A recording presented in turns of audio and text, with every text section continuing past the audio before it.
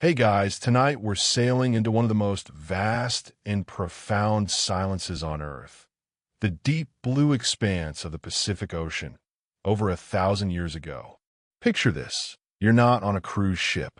There's no buffet, no Wi-Fi, not even a reliable map. You're standing on the deck of a double-hulled voyaging canoe, or wah, carved from immense tree trunks, its sails woven from pandanus leaves. The horizon is a perfect, unbroken circle of indigo meeting a paler blue, and this has been your view for weeks.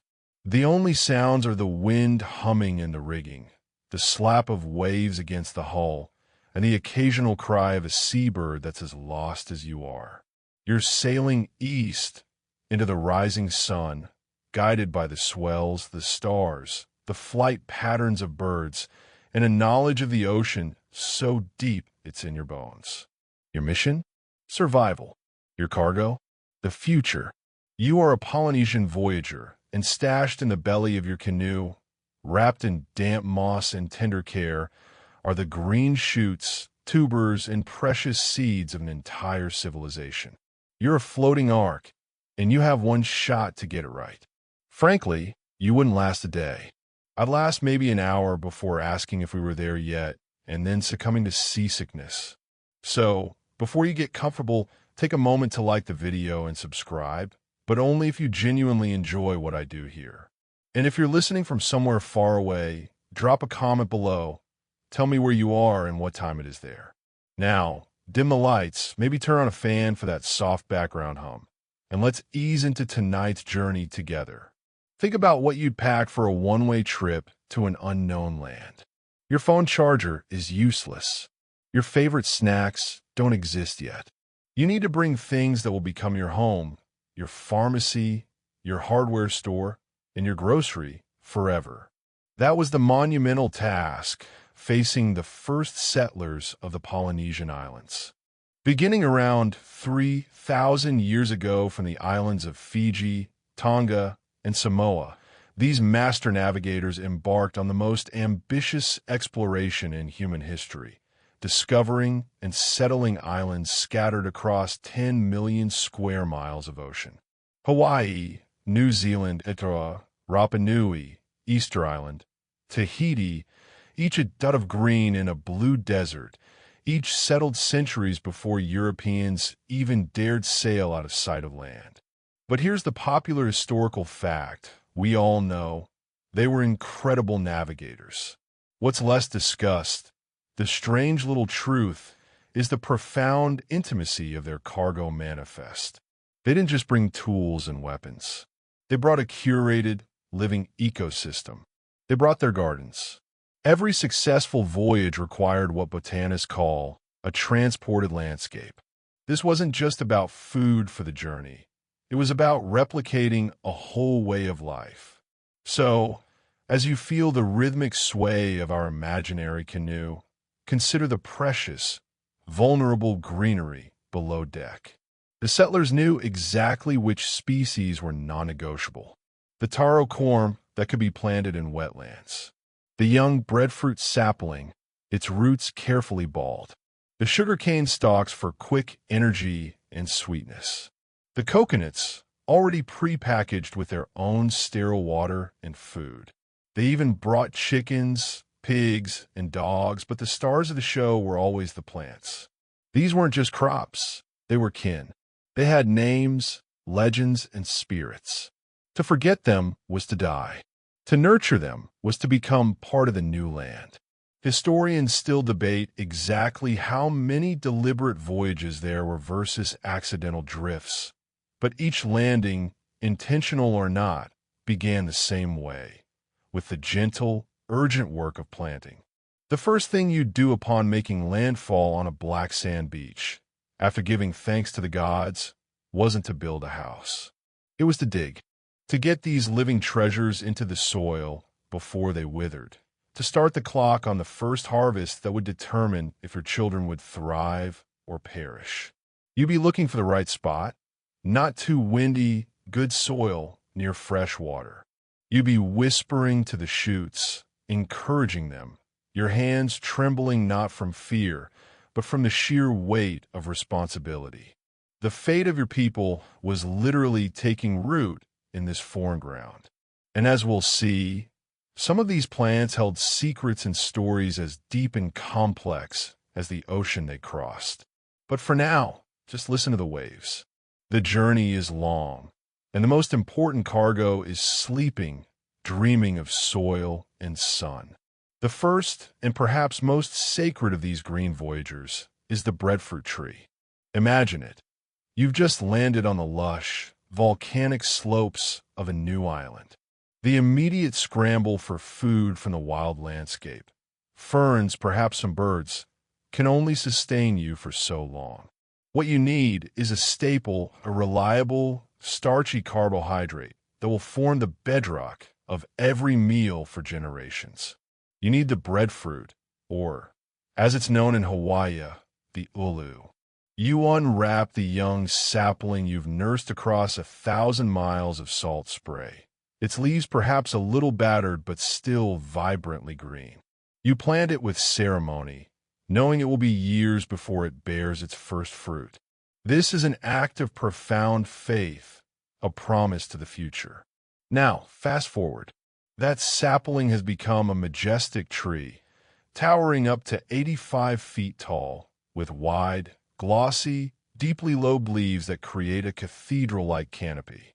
And hanging from its branches are the fruits, round, sometimes oblong, with a bumpy, green skin that looks like dinosaur hide. To the untrained eye, it might look alien. To you, it's the shape of survival. The breadfruit is the ultimate utility player.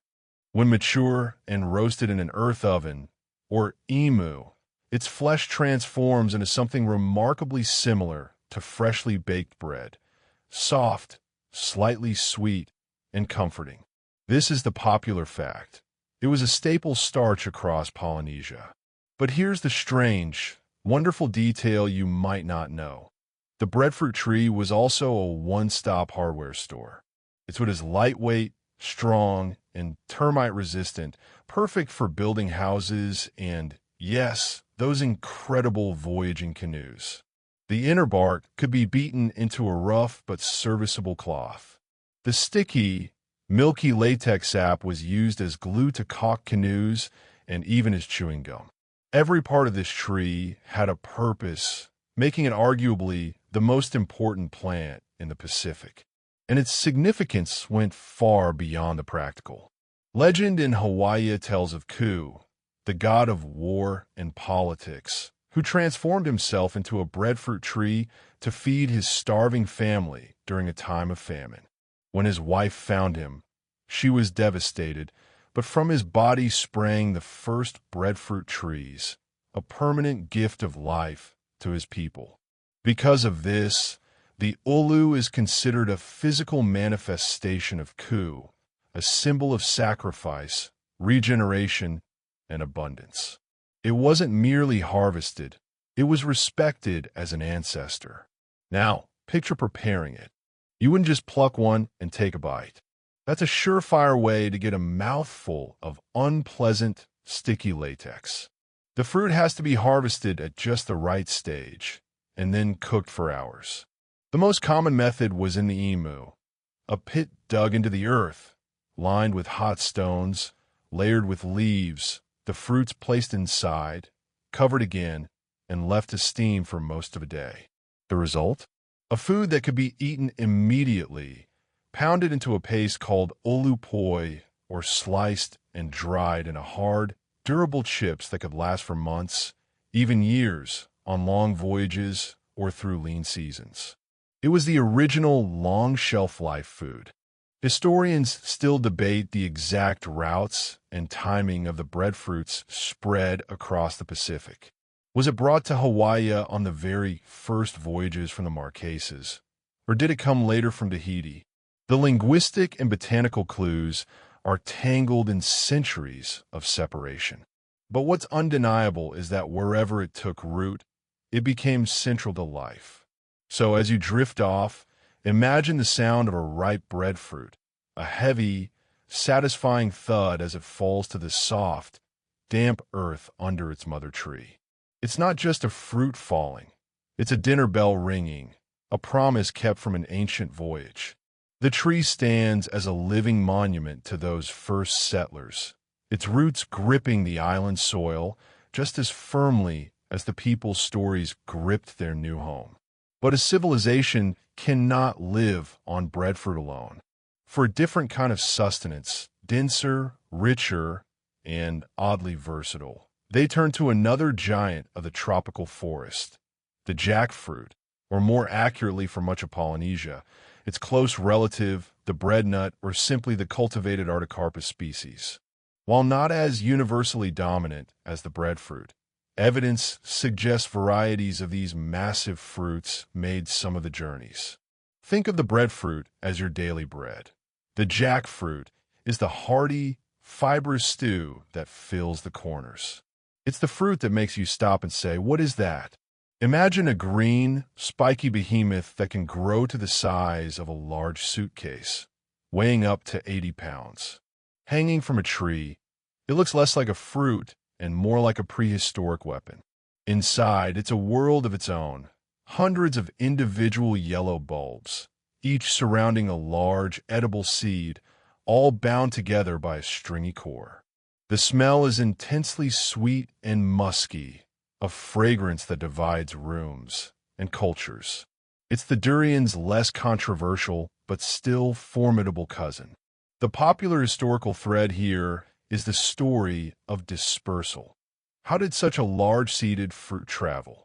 The answer is deliberate, careful human selection. Voyagers wouldn't haul an 80-pound monster. They'd bring the seeds.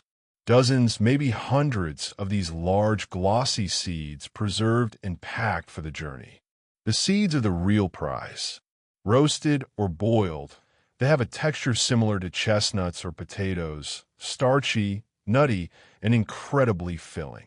They're pure protein and carbohydrate, a powerhouse food that could be stored for long periods.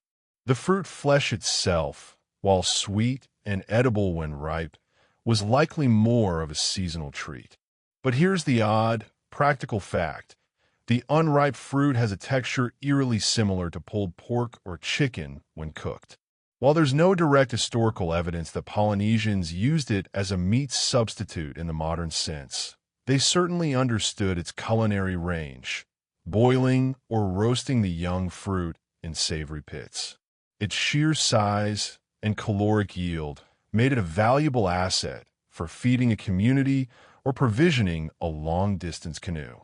And the tree itself was yet another source of timber and latex, a botanical multi-tool. There's a subtle, intriguing debate among ethnobotanists about the jackfruit's precise Polynesian footprint. It's more commonly associated with Southeast Asia, and its presence in core eastern Polynesian islands like Tahiti or Hawaii is less documented than the breadfruit. Some suggest it was a later introduction, perhaps post-European contact. Others point to linguistic traces and oral histories that hint at an earlier, more limited arrival. The theory goes that it might have been a prized, niche crop in some archipelagos, thriving in specific microclimates. Where it did grow, it would have been a spectacle. The sound of mature jackfruit detaching from its stem is not a thud, but a cannon-like crack, a sudden event in the quiet of the grove. Processing, it was a communal, sticky affair, using stone tools to pry open the tough rind and extract the treasure within. The seeds would be collected, dried by the fire, becoming a kind of hardtack for travelers. Imagine a voyager, centuries later, reaching into a woven bag and pulling out a handful of these roasted seeds, chewing them slowly as they watched the stars spin overhead. It was a taste of the forest, a burst of energy from a tree that stood as a testament to abundance. Its bizarre, formidable fruits a reminder that the natural world was full of generous, if slightly intimidating, gifts. So as you sink deeper into your pillow, picture not just the gentle breadfruit, but its colossal, spiky sibling standing guard in the grove, offering a different kind of strength, one that's dense, substantial, and built to last. If the breadfruit is the staff of life and the jackfruit the hearty feast, then the coconut is the ultimate survival kit, pre-packaged by nature and perfected for diaspora. Think of it not as a fruit, but as a multi-purpose tool with an edible interior. You're on that canoe again. The sun is a relentless hammer on the blue sea. Your fresh water supply is tasting brackish, and the horizon remains empty. Then you reach for a coconut. With a few precise strikes of stone adze, you pierce the eyes of the nut and lift it to your lips. The water inside isn't just refreshing. It's sterile, isotonic, in a perfectly sealed container. This isn't a drink, it's a lifeline. After the water, you split the nut open and scrape out the soft, jelly-like young meat for immediate food. An older nut provides firm flesh that can be grated, dried, and pressed for rich oil. The fibrous husk, which you've been sitting on as padding in the canoe, can be twisted into cordage, sun-knit, strong enough to lash a canoe together or weave a shelter. The hard shell becomes a cup, a bowl, a spoon, a charcoal for tattooing, or a small container. The trees would build your house, its leaves thatch the roof, and its fronds weave into baskets. The coconut palm didn't just travel with Polynesians, it was their civilization in portable form. The popular fact is clear. The coconut was indispensable. But here's the strange, beautiful detail. The coconut palm likely drifted to many islands on its own long before humans arrived. The nut is famously buoyant and salt-tolerant, capable of floating across oceans and germinating on a new beach. So when the first Polynesians arrived on a pristine island, they might have already found coconut palms swaying on the shore. But, and this is crucial, they didn't just find any coconuts. The wild, naturally dispersed coconuts were often thick-husked and less meaty. What the Polynesians did was an act of botanical genius. They selectively bred and brought with them superior varieties, nuts with thinner husks, sweeter water, and more abundant flesh. They curated the wild gift. They turned a chance resident into a cultivated cornerstone. This means that in many cases, they were not introducing a new species, but improving an existing one, weaving their own knowledge into the very DNA of the landscape. It's a subtle but profound difference. They weren't just occupying islands. They were engaging in a conversation with them, refining nature's offerings. And the uses were endless, some bordering on the magical. The white, creamy flesh was grated and soaked to make coconut milk, the base for countless sauces and poaching liquids. The oil wasn't just for cooking. It was the original sunscreen and lotion, rubbed on skin to protect against wind and salt. The sap from the flower bud could be tapped and fermented into a sweet toddy or vinegar. Historians still debate the exact chronology of the coconut's symbiotic relationship with humans across the Pacific. Was it spread entirely due to human agency, or a combination of natural drift and later human enhancement? The genetic story is complex, a tangled root system across the ocean. But the practical reality for a settler was simple. The presence of a tall, fruitful coconut grove near a lagoon meant security. It meant you could stay.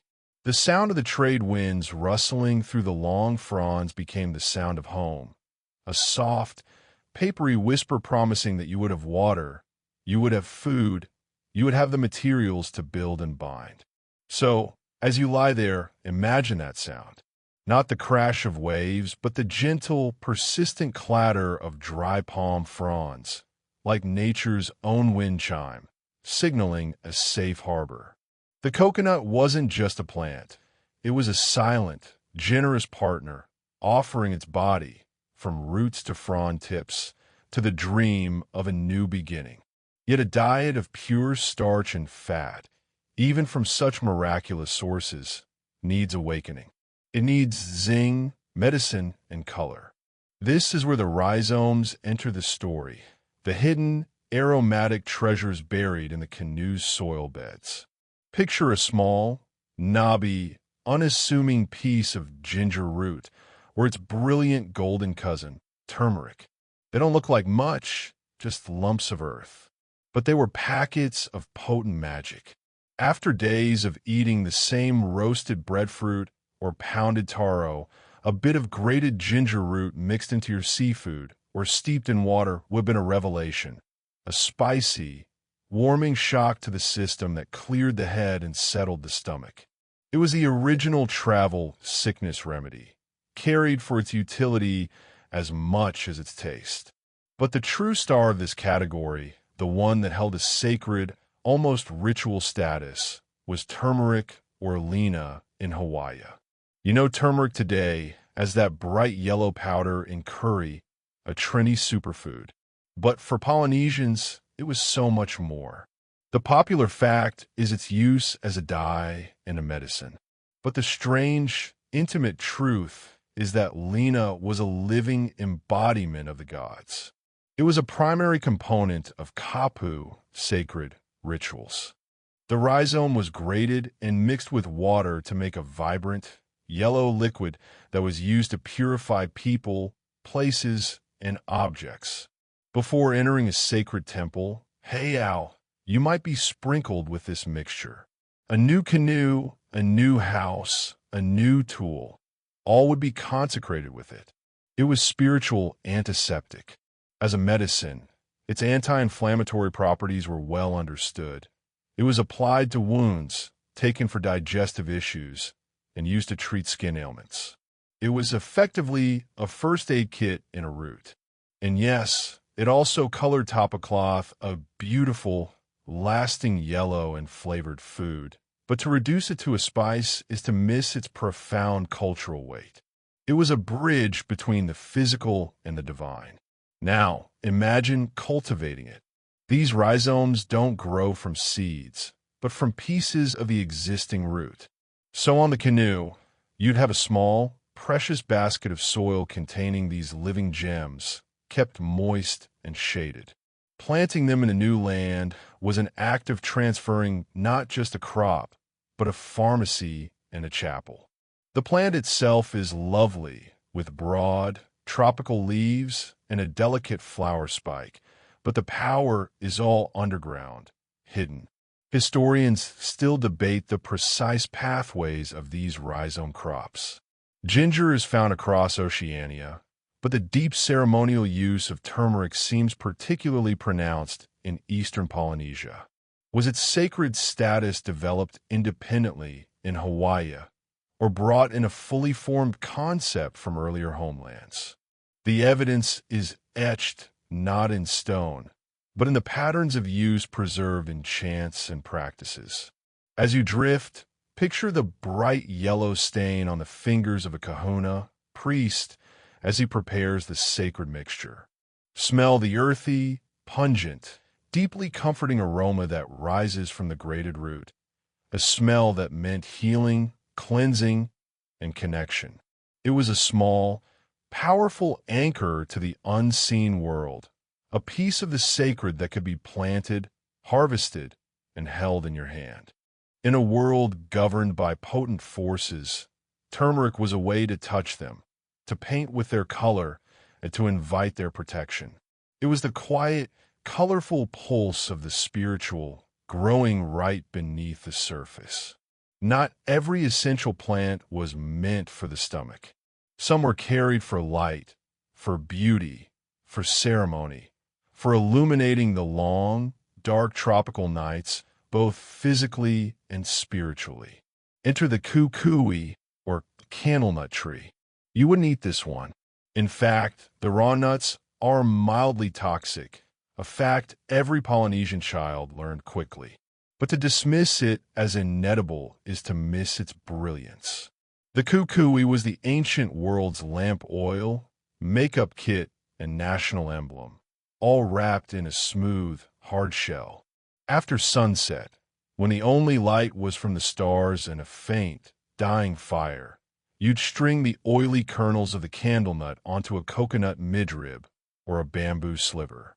You'd light the top nut, and as it burned slowly with a sooty, fragrant flame, much like a candle, it would drip oil onto the nut below, igniting it in turn. One string could burn for hours, casting a dancing, warm glow over the hale house, illuminating faces as stories were told, genealogies chanted, and top of cloth beaten. This was the original night light, a piece of captured sunlight strung up to push back the dark. The popular fact is its use as a light source, but the strange and delightful detail is its role as a cosmetic and preservative.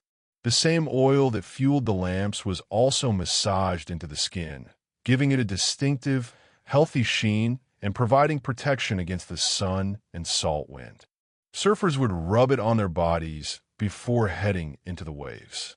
It was used to polish and preserve wooden bowls and tools, and to condition the tough lashings of canoes. The black dye from the soot was used for tattooing, and the charcoal from the shells had medicinal uses. Even the empty, polished shells became beads for lace. Every part served, and the tree itself, with its pale, silvery green leaves that appear almost white from a distance, became a powerful symbol.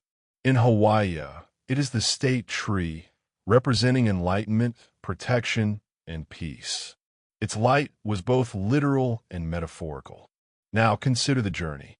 Transporting the kukui was an investment in culture, not just calories. You'd pack the hard nuts, knowing they wouldn't provide a meal, but knowing they would provide the means to see, to adorn, to create after the sun vanished. Planting a kukui grove was like wiring a new village for light. Historians still debate the extent of its pre-human dispersal. Like the coconut, the candle nut can float, and it's possible some islands had wild stands. But the cultivated, oil-rich varieties and the deep cultural practices surrounding them were almost certainly a human introduction, a key piece of the transported cultural landscape. The gentle pop of a burning candle nut, the faint smell of its smoke. These were sensory anchors of civilization, as fundamental as the smell of baking breadfruit. So as you lie in the dark of your room, imagine that soft, flickering light, the shadows it casts on woven walls, the way it makes a storyteller's eyes gleam. The kukui didn't feed the body, but it nourished the community, extending the day, protecting the skin, and beautifying the life that the other plants sustained. It was a bearer of soft radiance in a vast, dark ocean world. Now we descend from the trees and the luminous nuts to the mud, to the true heart of the Polynesian agricultural world, the humble, sacred taro, or okalo. If you had to point to one plant that was the absolute, non-negotiable cornerstone of sustainable Polynesian life, especially in Hawaii, this is it. Forget the breadfruit for a moment. Taro is different. It's not a tree you harvest from. It's a child you raise.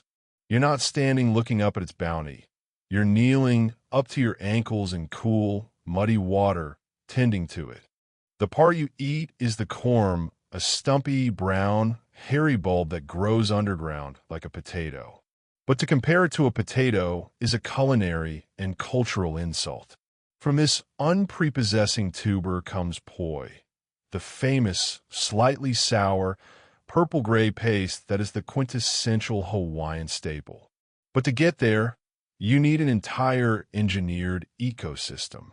The popular fact is that taro was the primary starch.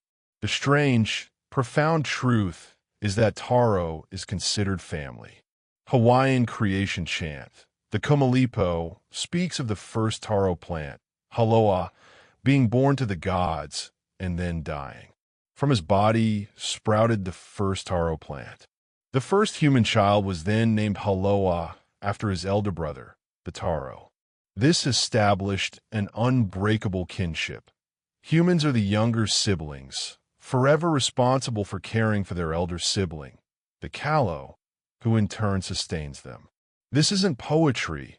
It was a foundational law of life and resource management.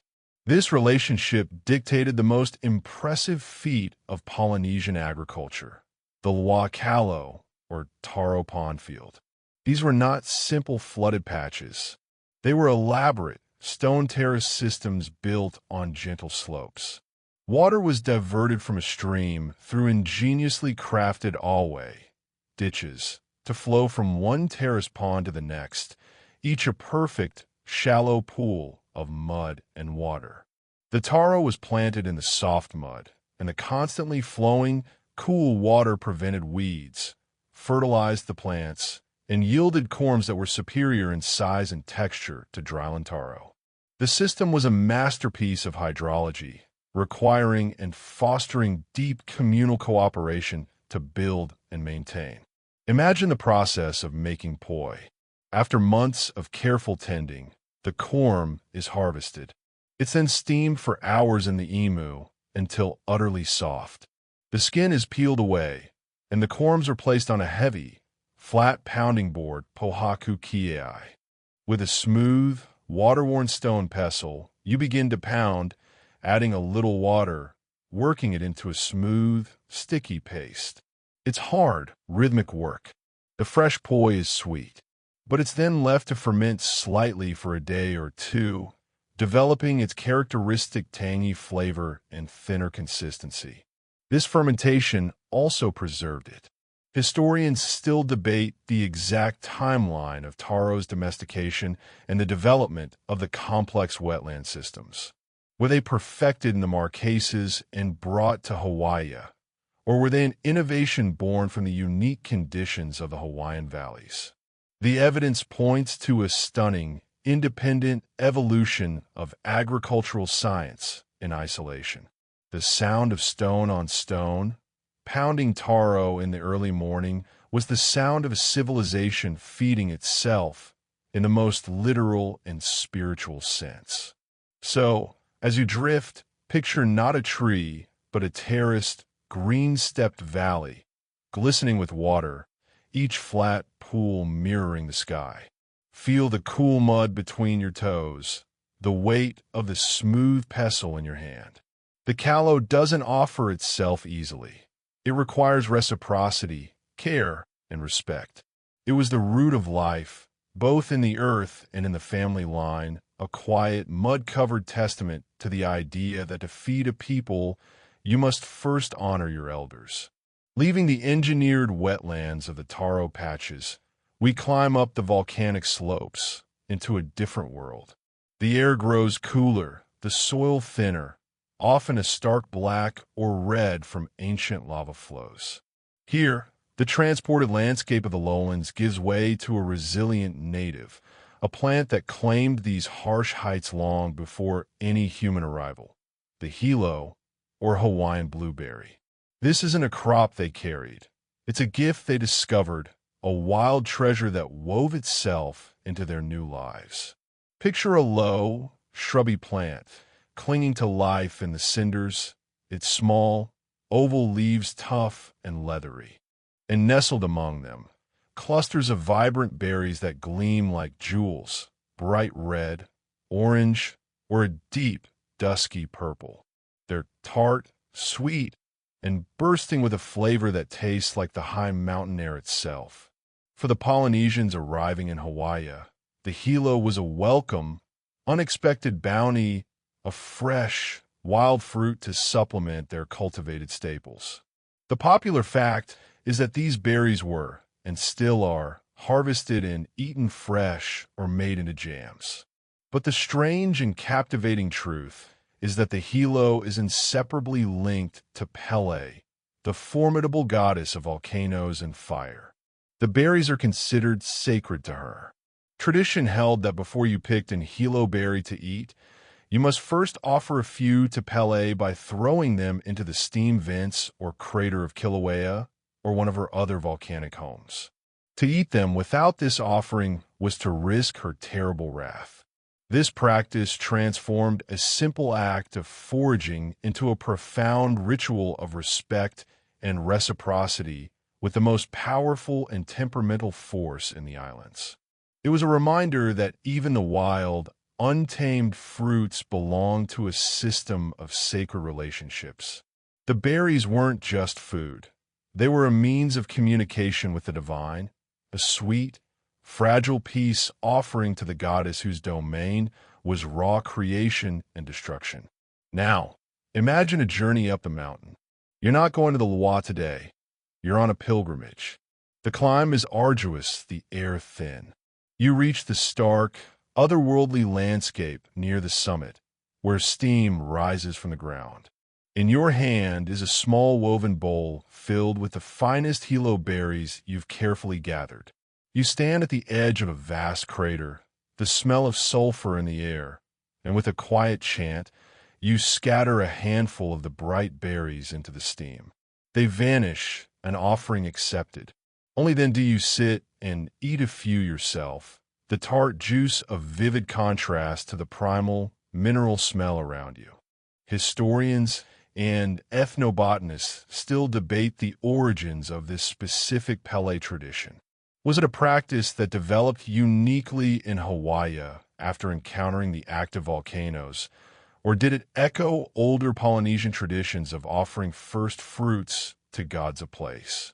The connection feels so intrinsic to the Hawaiian landscape that it seems a powerful example of a new belief blossoming from the interaction between an ancient faith and a new, dramatic environment. The hilo bush itself, thriving where little else could, became a symbol of life's tenacity in the face of Pele's fire. So, as you rest, picture those brilliant red berries against the black lava, a defiant splash of color. Hear the absolute silence of the high slopes, broken only by the wind and the distant, deep rumble of the earth. The hilo didn't come in a canoe. It was already home, and in finding it, the people didn't just find a snack. They found a way to speak to the soul of the mountain, to partake of its wildness while honoring its terrifying, beautiful power.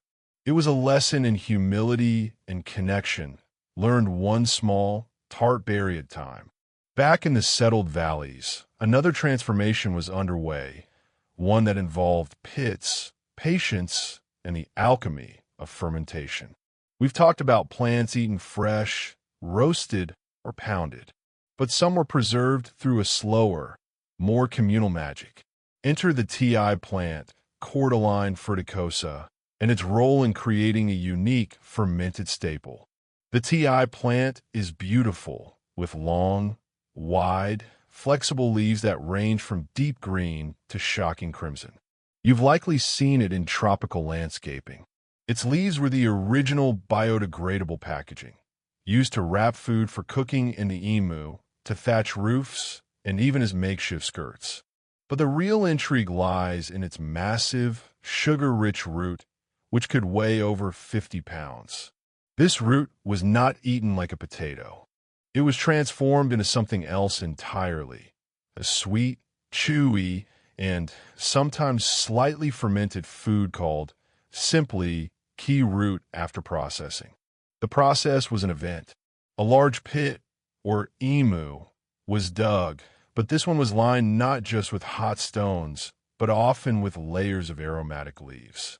The massive, fibrous ti roots were cleaned, placed in the pit, covered, and steamed for days, not hours. This long, slow cooking broke down the tough fibers and converted the starches into sugars. When unearthed, the roots were soft, incredibly sweet, and caramelly. They could be eaten then and there as a rich dessert. But often, they were taken a step further. The cooked roots were mashed, formed into lumps or loaves, wrapped in ti leaves again, and stored in cool, dark pits or caves. There, they would undergo a controlled fermentation. They could be kept for months, even years, like a kind of ancient Polynesian energy bar, a dense, sweet, durable food source for long voyages or times of scarcity. This was the original meal prep on a communal scale. The popular fact is that the ti plant had many uses, from clothing to food wrapping. But the strange and wonderful detail is about the fermentation pits themselves. These storage pits, often secret family or community treasures, were more than pantries. They were time capsules and insurance policies.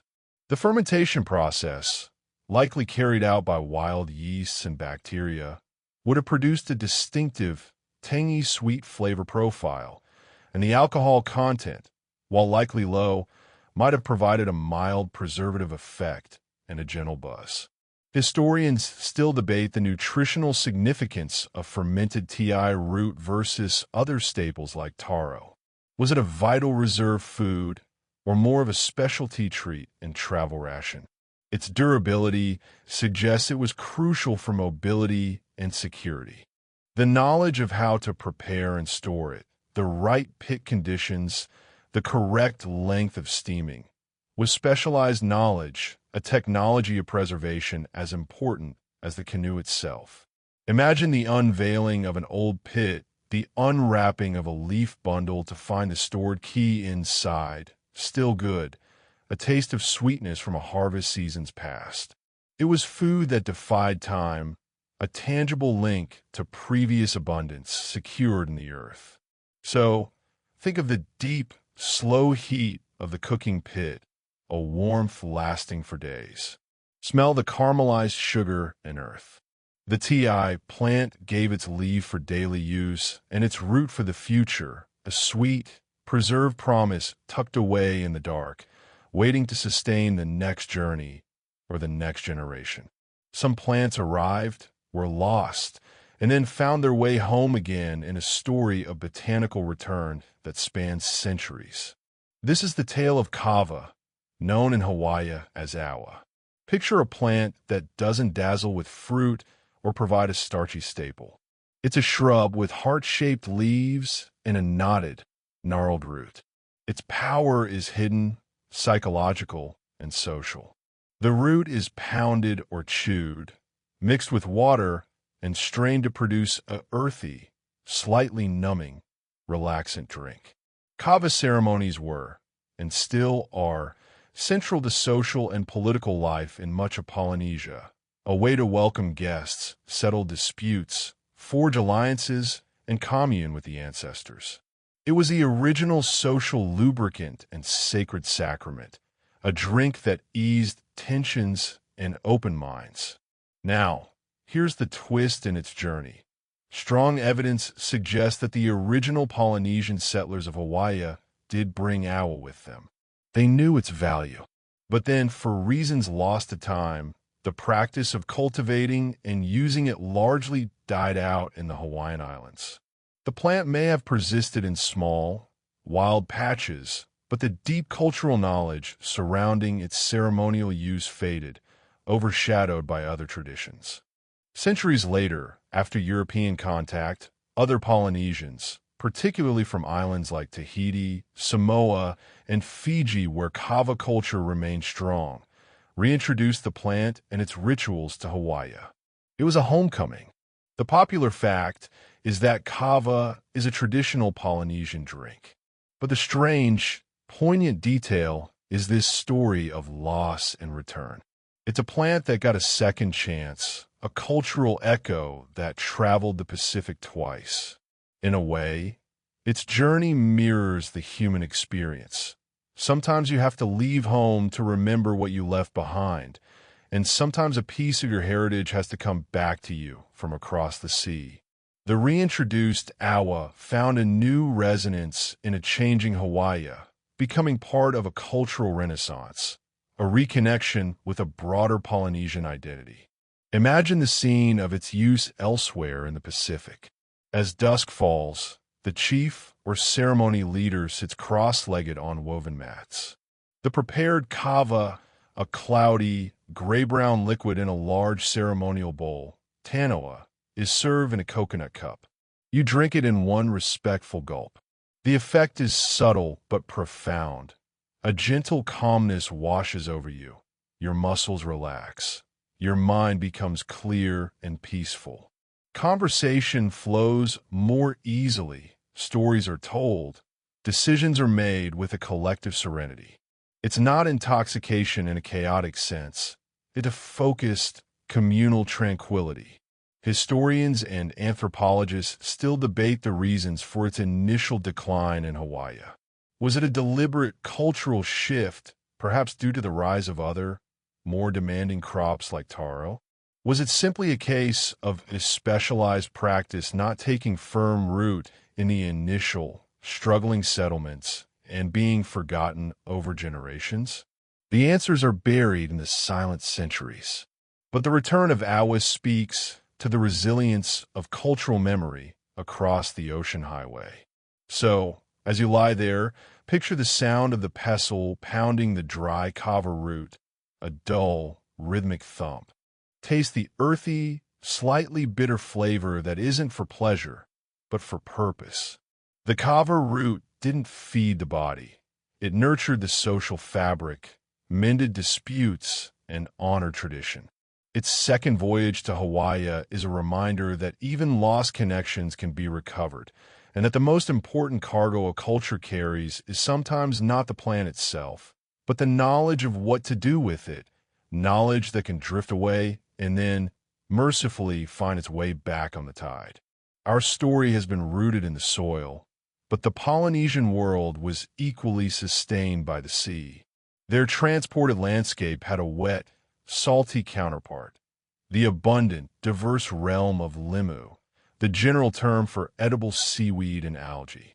While not planted in the same way as taro, limu was a vital, managed resource, a garden that required no fresh water or weeding, just profound knowledge of the reefs, tides, and seasons. After a meal of heavy poi or breadfruit, a dish of crisp, salty, mineral-rich limu was the perfect palate cleanser, a burst of umami and vital nutrients like iodine. Picture wading into a clear, warm lagoon at low tide. Your feet sink into the soft sand as you carefully scan the coral rubble and rocks. Your fingers, trained over a lifetime, deftly pluck specific types of limu, leaving the roots to regrow. You might collect the dark green, ruffled limu kala, used in healing ceremonies and salads, or the delicate, red limu manawia, crunchy and perfect for poke. This was not random foraging. It was a sophisticated form of marine horticulture. The popular fact is that seaweed was part of the diet. But the strange and fascinating detail is the sheer diversity and specificity of its uses. Dozens of species were named, categorized, and used for distinct purposes. Some were eaten fresh, some dried and stored for later use in soups and stews. Certain limu were reserved for medicinal poultices. Others were used as fertilizer in taro patches, creating a nutrient loop from sea to land. Knowledge of the best limu grounds, the seasons for each type, and sustainable harvesting methods was passed down through generations. The ocean was not a wilderness to be conquered. It was a larder to be understood and tended. The health of the reef and the abundance of limu were direct indicators of the community's balance with its environment. Now, imagine the sensory experience. The smell of the low-tide lagoon, briny, fresh, alive. The sound of waves gently lapping at the shore. The texture of different limu in your mouth. Some are crisp like lettuce, others are slippery, some pop with a salty juice. Historians and marine biologists still debate the extent to which Polynesians actively cultivated limu beyond sustainable harvesting. There is evidence from other Pacific islands of creating simple stone structures or clearing areas of reef to encourage growth, a form of basic mariculture. Whether or not they built physical structures in Hawaii, they undoubtedly practiced a form of cognitive aquaculture, applying deep ecological knowledge to ensure the garden of the sea remained plentiful. So, as you drift, picture that sun-dappled lagoon, the cool water around your ankles, the basket on your arms slowly filling with green, red, and brown treasures from the sea. Limu connected the people to the ocean's rhythm as intimately as taro connected them to the land's water. It was the taste of the place itself, of volcanic minerals, of clean salt, of the endless, giving sea. It completed the circle, proving that their mastery extended beyond the canoe and the cultivated field into the swaying, submerged forests of their liquid world. To truly grasp the genius of Polynesian sustainability, you have to zoom out. You can't just look at the individual breadfruit tree or the single taro patch. You have to see the entire landscape as a designed, interconnected system, a living, breathing blueprint for survival. The popular image is of scattered thatched huts along a pristine beach. The reality was often a highly organized, multi-layered food forest that stretched from the shore to the mountains. This wasn't just farming, it was ecosystem architecture. In the valleys, you had the engineered marvel of the terraced Wakalo, the taro ponds, with their precisely engineered all-way canals distributing life-giving water. On the drier slopes above them, you'd find groves of breadfruit, coconut, and banana. In still drier areas, sweet potato, walla, will be planted, a later arrival from South America that became a crucial dryland crop. Closer to the houses were the kitchen garden plants, sugarcane, ko, for quick energy and sweetness, ti leaf for wrapping, gourds for containers, and medicinal shrubs. And beyond the cultivated zones, the native forest was carefully managed for timber, fiber, and bird life. But the strange, brilliant fact is the concept of the ahopua, a land division system that was the ultimate sustainability hack. An ahopua was a pie-shaped slice of land that ran from the mountain summit, Mauka, all the way out to the reef in the Simakai. A single community would steward this entire slice. This meant they had direct access to and responsibility for every ecological zone. The mountain forest for timber and bird feathers, the upland slopes for dryland crops, the wet valleys for taro, the shoreline for fishing and salt pans, and the reef for limu and shellfish. Nothing was wasted. Water from the mountains fed the taro, which then returned nutrients to the streams. Organic waste from the village went to fertilize crops. It was a closed-loop, cradle-to-reef system that ensured complete self-sufficiency and prevented overexploitation of any single resource. You didn't just live on the land. You were a functional organ within its body. Imagine being a kanahiki, the resource manager of an ahopua. Your job wasn't just to tell people where to farm. It was to read the rain, to know when the opu, goby fish, were migrating up the streams to spawn, to understand which forest trees were ready for a canoe haul, and to ensure the taro patches had enough water without depriving those downstream. You thought in cycles and connections, not in isolated plots. This required an encyclopedic knowledge passed down through chance, stories, and direct experience. Historians and ecologists still debate the extent to which the ahopua system was a formal, imposed political structure versus an organic, common-sense adaptation to island geography. The truth likely lies in a blend of both. The geography suggested the pattern, and culture refined it into a sacred principle.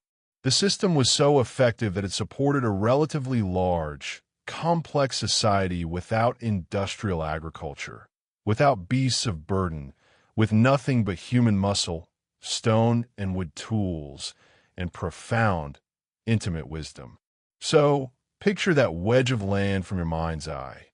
The misty summit, the green-ribbed valleys, the yellow curve of beach, the turquoise reef, and the deep blue sea beyond. Everything is connected by the flow of water and the pathways of people. The sound you hear is not just a stream. It's the circulatory system of a living community. The transported plants weren't just dropped into empty ground. They were integrated into a pre-existing, meticulously understood natural order and became keystones in a human-made paradise. It was a symphony of survival, where every plant, animal, and person had a note to play. This symphony, however, was destined for a devastating, discordant movement. The isolated harmony of the Polynesian Islands could not last forever. The first foreign sails on the horizon weren't those of fellow voyagers. They were of a different world entirely. With Captain James Cook's arrival in Hawaii in 1778 and similar European contact elsewhere, the transported landscape met an unstoppable, often careless, new force of dispersal. The popular historical narrative focuses on the tragic gene of diseases, smallpox, measles, influenza, to which Polynesians had no immunity, causing population collapse. That is the central, horrific truth. But the quieter, equally transformative catastrophe was ecological. The Europeans didn't come alone. They brought, both intentionally and accidentally, a new wave of invasive species: cattle, goats, pigs that turned into wild boars, and fast-spreading foreign plants. They also introduced the concept of large-scale, monocrop agriculture for profit: sugarcane plantations, pineapple fields. Now, imagine the scene decades after first contact. The once meticulously tended dryland forests on the slopes are being eaten to the ground by free-roaming cattle and goats. The hooves of these animals trample and erode the soil, choking the streams with silt that then smothers the downstream taro patches. The complex Ahopeua system, based on managed interdependence, begins to fray as foreign land ownership laws, the Great Mahele in Hawaii, break the land into saleable plots, divorcing the mountain from the sea. The new cash crops demand vast tracts of land and precious water, diverting streams away from the Wakalo. The native forest is cleared for timber and pasture. Suddenly, the deep, place-specific knowledge of how to care for the Ina, land, seems less relevant to a new economy based on dollars and cents. The strange, heartbreaking detail is the speed and specificity of the loss. With the decline in population, entire terraces of taro were abandoned, their stone walls crumbling. The knowledge of specific varieties of breadfruit, their names and uses, began to fade as people moved to port towns for work. The sacred groves of kukui might be cut for lumber. The cultivated landscape, built over 1,000 years, began to unravel in a handful of generations. Historians still vigorously debate the relative weight of disease versus ecological change in the collapse of traditional Polynesian society. Was it primarily the shock of germs, or was it the systematic dismantling of the food production systems that compounded the tragedy? It was undoubtedly both, a one-two punch from which the old world could not recover. The sound of this era is no longer the pounding of taro or the rustle of luau water. It's the bawl of cattle on a denuded hillside, the crash of a native haya, tree falling, the unfamiliar shriek of a steam whistle from a sugar mill. The plants that had been family became commodities or were simply forgotten, pushed to the margins by a global hunger for sugar and sandalwood. The garden that had been carried across the ocean was now under siege by a new, ruthless form of progress. As you feel the weight of this shift, remember that it wasn't an ending, but a deep, painful forgetting, a twilight for a way of life that had been the most successful human adaptation to the Pacific imaginable. Yet in the roots and the memories, the story was not over. In the late 20th and early 21st centuries, a countercurrent began to flow, a movement not of dispersal, but of return, a movement to dig through the ecological and cultural rubble and find the living remnants of that first garden. This is the story of botanical rediscovery and revival. The popular narrative might be one of loss, but the strange, hopeful truth unfolding now is one of diligent, passionate recovery. In remote valleys, on family plots, Kulana lands, and in university archives, people began searching for the last surviving specimens of ancient Polynesian crop varieties. They were looking for the specific type of ulu, breadfruit, whose wood was perfect for canoes, the callow taro, variety that produced the best poi for a baby's first solid food, the awa, kava, with the most balanced psychoactive properties. These weren't just plants. They were living libraries of genetic and cultural information. This revival work is a mosaic of modern science and ancient practice. Ethnobotanists pair with kupuna elders who might have a single, gnarled breadfruit tree in their backyard, a tree whose cuttings hold the key to a strained thought extinct. Tissue culture labs work to propagate thousands of rare taro varieties from a single saved corm. Canoe plants are being reintroduced to school gardens so children can learn their names and stories. The goal is not to create a museum, but to reactivate a relationship. Organizations are promoting the planting of breadfruit as a solution to food security. It's high yield and low maintenance, offering a sustainable alternative to imported wheat and rice. The strange, beautiful detail in this process is the moment of recognition. When an elder tastes a variety of sweet potato they haven't had since childhood, or when a chant mentioning a specific type of gourd is finally matched with a living specimen, found clinging to life on a cliffside. It's a healing of memory. Imagine the scene in a modern law. It's not just farmers, it's doctors, teachers, and students, all getting muddy on a weekend, learning to feel for the lao, taro leaf, and to sense the readiness of the corm. They are rebuilding the stone walls of the terraces with their own hands, restoring the awe. The water flows again. The sound is the gentle, restorative trickle of water finding its ancient path, and the laughter of people relearning a rhythm their ancestors knew by heart. Historians and scientists still debate the best methodologies for this revival. How much should we rely on genetic modification or modern agriculture techniques to preserve these heirlooms? Is the goal pure historical authenticity or resilient adaptation for a new climate? The debates are lively, but the direction is clear. These plants are coming back. They are being woven back into the fabric of community life, not as curiosities, but as vital contributors. So, as you rest, picture that tender green shoot of a nearly lost taro variety, now safely growing in a restored pond. Feel the cautious, hopeful joy of that moment. It's a quiet defiance against the forgetting, a proof that the original voyage never truly ended. The seeds, both literal and metaphorical, were always there, waiting in the soil and in the stories for the right conditions to sprout again. The garden is remembering itself. So where does this long voyage leave us? Here, in the quiet of your room? The story of the Polynesian fruits is not a relic. It's a flavor, a principle, a whisper in the trade winds that still reaches us. The popular way to end might be with a list of lost things.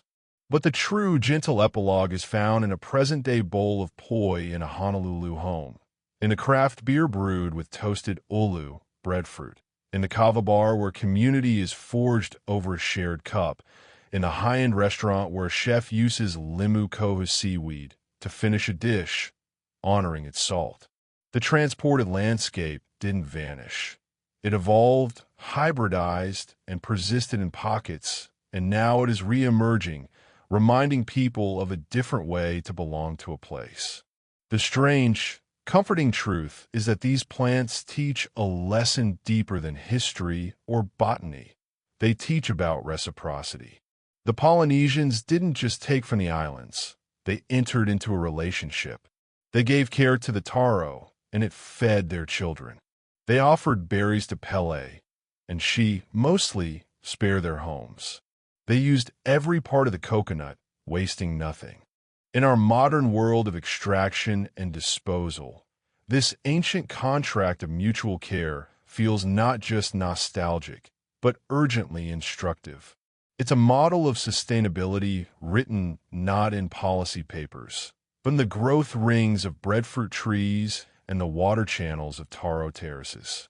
To eat these foods today, with that knowledge, is to participate in a very old story of balance. As the final images drift through your mind, let them be soft and sensory. Not the crashing waves of the open ocean, but the quiet drip of water in the wide dusk. Not the roar of the volcano, but the rustle of a cuckooey leaf in a gentle breeze.